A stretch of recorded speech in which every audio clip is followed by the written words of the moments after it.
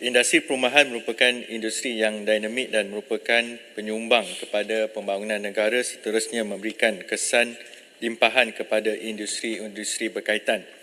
Namun terdapat pelbagai cabaran dan isu termasuklah berkenaan projek perumahan yang sakit dan terbengkalai.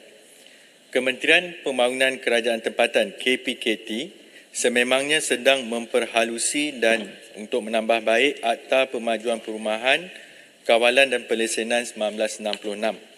Cadangan penambahbaikan ini bertujuan untuk memperkasa tadbir urus dan pengurusan pemajuan perumahan yang efisien, memastikan hak dan kepentingan pembeli rumah terpelihara, selain memudah cara pemajuan perumahan swasta ke arah kelestarian sektor perumahan. Untuk makluman Tuan Yang di-Pertua dan ahli yang berhormat, kerajaan sedang mengkaji penambahbaikan Akta 118 ini daripada dua aspek. Aspek pertama adalah pindaan dan penambahbaikan Akta 118, iaitu pertama, memperkukuhkan definisi terbengkalai dalam menguruskan pemantauan projek perumahan. Pada masa ini, tafsiran projek terbengkalai yang diguna pakai adalah agak longgar.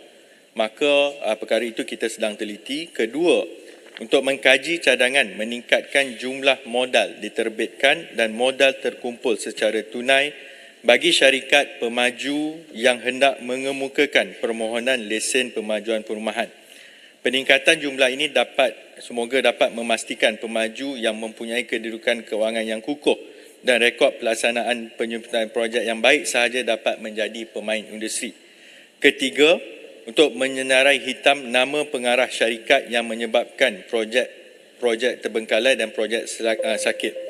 Selain itu, pemaju yang gagal membayar kompaun, ingkar award tribunal pembeli rumah dan melaksanakan pemajuan perumahan tanpa lesen juga disenarai hitam dan tidak boleh memohon lesen pemajuan perumahan dan permit iklan dan jualan.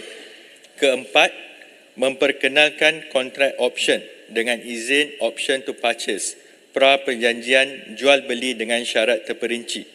Kontrak option ini menyediakan ruang keluar di pihak pemaju dan juga pembeli rumah dan tidak melibatkan implikasi kewangan yang tinggi sekiranya pemajuan perumahan tersebut tidak dapat diteruskan disebabkan pemaju gagal mendapatkan jumlah jualan yang disasarkan di dalam satu tempoh masa.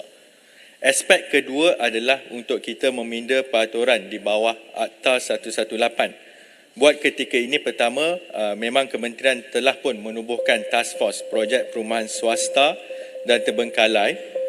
Yang kedua adalah untuk kita tingkatkan kawal selia melalui prosedur sedia ada di bawah akaun pemajuan perumahan ataupun dengan izin Housing Development Account HDA yang wajib dibuka oleh setiap pemaju perumahan swasta berlesen di Semenanjung Malaysia. Tujuan akaun ini adalah untuk simpanan deposit bagi pemaju untuk mendapatkan lesen pemajuan dan pinjaman kewangan untuk pembinaan oleh pemaju. Bagi memastikan pengurusan akaun pemajuan ini teratur dan dikawal selia, maka solusi terbaik perlu dikaji dan dilaksanakan melalui sesi libat urus dengan pihak pembiaya kewangan untuk mengkaji pelaksanaan dan penambahbaikan terhadap pengurusan akaun tersebut.